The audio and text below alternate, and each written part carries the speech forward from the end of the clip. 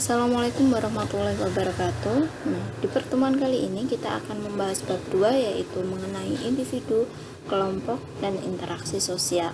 Di mana dalam bab ini kita akan mengkaji tentang individu, kelompok, hubungan sosial, status dan peran, dan lembaga sosial. Nah, yang pertama kita akan membahas tentang individu. Dalam bab sebelumnya sudah dijelaskan tentang manusia sebagai makhluk individu, di mana dalam konsep manusia, individu sebagai makhluk yang otonom atau bisa kita sebut dengan berdiri sendiri.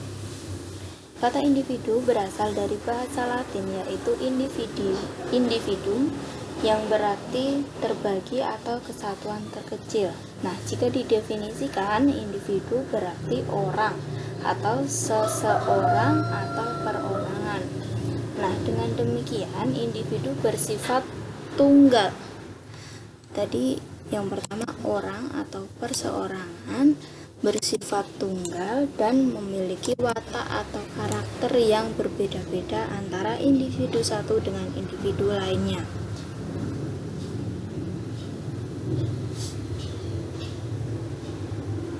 Nah, dalam kehidupan sehari-hari, individu tidak dapat berdiri sendiri. Nah, dilihat dari aspek sosialnya, individu membutuhkan orang lain untuk memenuhi kebutuhannya. Untuk memenuhi kebutuhannya itu, tiap individu saling mengadakan hubungan.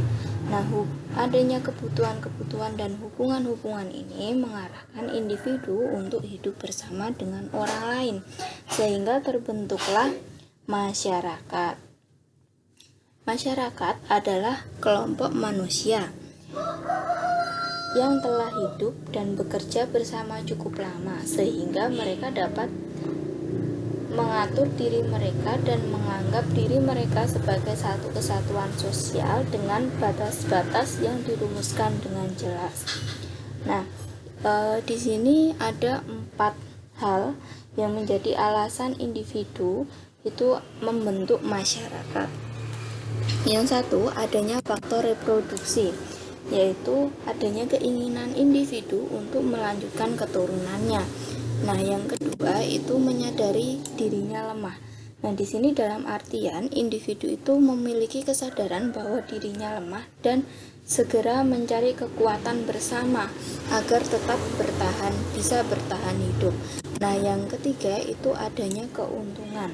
Nah, di sini individu membentuk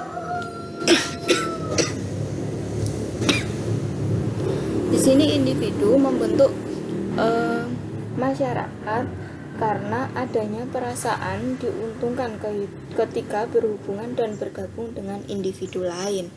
Nah, yang terakhir yaitu adanya kesamaan. Nah, terdapat individu yang membentuk masyarakat itu memiliki adanya kesamaan, baik kesamaan seperti keturunan, nasib, kebudayaan, teritorial atau tempat tinggal, kesamaan profesi, dan yang lainnya. Nah, selanjutnya kita akan membahas tentang kelompok. Nah, kelompok di sini diartikan sebagai kumpulan individu yang memiliki hubungan dan saling berinteraksi sehingga mengakibatkan tumbuhnya rasa kebersamaan dan merasa memiliki. Di sini ada titik poinnya, yaitu kumpulan individu saling berinteraksi sehingga tumbuh rasa kebersamaan dan rasa memiliki. Nah, di situ kenapa kok individu ini membentuk kelompok? Nah, karena ada beberapa hal yang dijelaskan dalam alasan membentuk masyarakat tadi. Misalnya ada alasan karena faktor reproduksi, menyadari dirinya lemah, adanya keuntungan, adanya kesamaan, seperti itu. Nah, dalam sosiologi, individu yang membentuk suatu kelompok itu memiliki beberapa syarat yang sehingga nanti individu itu bisa dikatakan sebagai kelompok sosial. Nah, syarat yang pertama yaitu memiliki kesadaran sebagai bagian dari kelompok yang bersangkutan. Dalam artian individu sebagai anggota kelompok ya, dari kelompok yang bersangkutan itu memiliki kesadaran bahwa dirinya merupakan anggota kelompok tersebut. Yang kedua, adanya adanya hubungan timbal balik antar anggota kelompok. Nah, di sini individu melakukan interaksi sosial, di mana satu individu memberikan respon, sedangkan individu yang lain dalam satu kelompok itu saling memberikan stimulus dan responnya, sehingga terjadi adanya hubungan timbal balik, atau kalau dalam sosiologi disebut sebagai interaksi sosial. Nah, yang selanjutnya itu ada faktor pengikat yang dimiliki oleh anggota. Nah, faktor pengikat di sini seperti halnya adanya kesamaan, seperti kesamaan kepentingan, tujuan, ideologi yang sama, seperti itu, sehingga individu dapat dikatakan sebagai kelompok sosial. Nah, kemudian yang keempat itu adalah memiliki struktur, kaidah, dan pola perilaku. Kaidah di sini berarti norma sosial atau aturan-aturan sosial.